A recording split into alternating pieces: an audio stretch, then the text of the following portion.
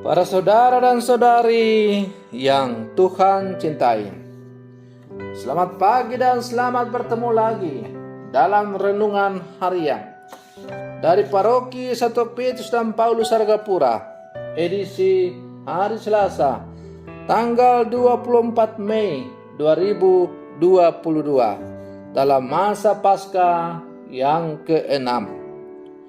Mengawali hari yang baru ini, kita hendak mendengar dan merenungkan sabda Tuhan. Marilah sebelum kita mendengar dan merenungkan sabda Tuhan, kita berdoa.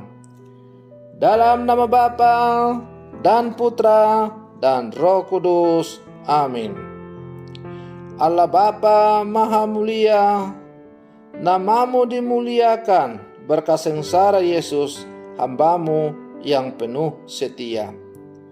Kami mohon semoga Dia memancarkan cahaya terang-Nya kepada semua orang yang tertimpa kesedihan dan penderitaan. Bersabdalah ya Tuhan, kami siap untuk mendengarkan. Terpujilah Engkau Bapa, Putra dan Roh Kudus, ini dan sepanjang segala masa.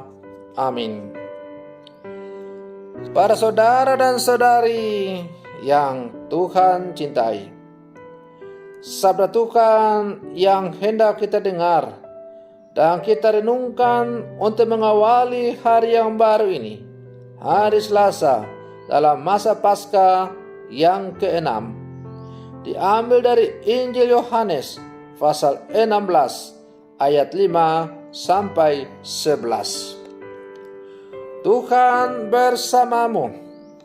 Inilah Injil Tuhan kita Yesus Kristus menurut Santo Yohanes.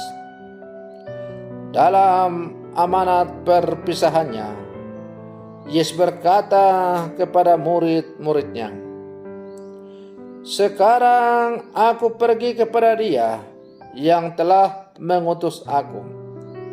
Dan tiada seorang pun di antara kamu yang bertanya kepadaku, kemana engkau pergi?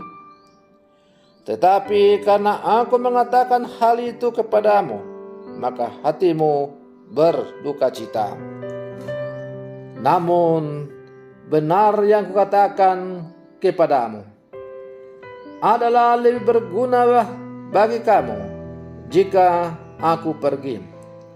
Sebab jikalau aku tidak pergi, penghibur tidak akan datang kepadamu.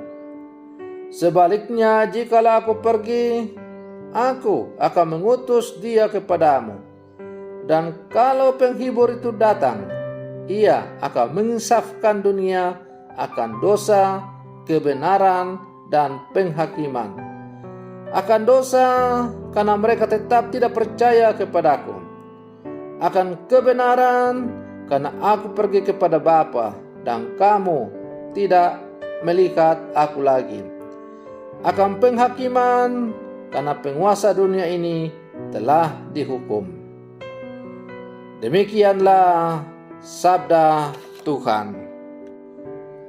Para saudara dan saudari yang Tuhan cintai, kisah Injil yang kita dengar pada hari ini masih merupakan kelanjutan dari bacaan Injil yang kita dengar hari kemarin, di mana Yesus kembali melanjutkan amanat perpisahannya.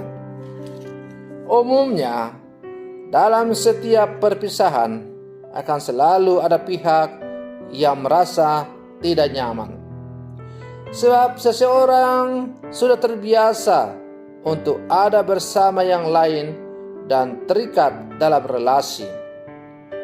Perpisahan kemudian mengacaukan semuanya.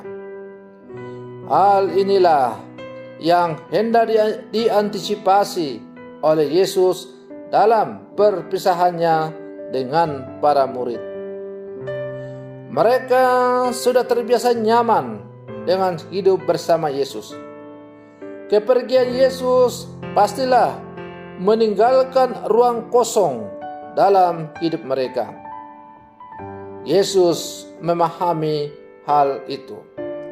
Itulah sebabnya Ia menenangkan mereka dengan janji tentang penghibur. Adalah lebih berguna bagi kamu jika aku pergi. Sebab jika aku tidak pergi, penghibur itu tidak akan datang kepadamu. Tetapi jikalau aku pergi, aku akan mengutus dia kepadamu. Para saudara dan saudari yang Tuhan cintai, oleh karena iman kepada Allah, kita sebetulnya tak perlu merasa sendirian ataupun kesepian. Allah selalu hadir dan tinggal bersama kita. Roh Kudus selalu menuntun dan menerangi perjuangan kita.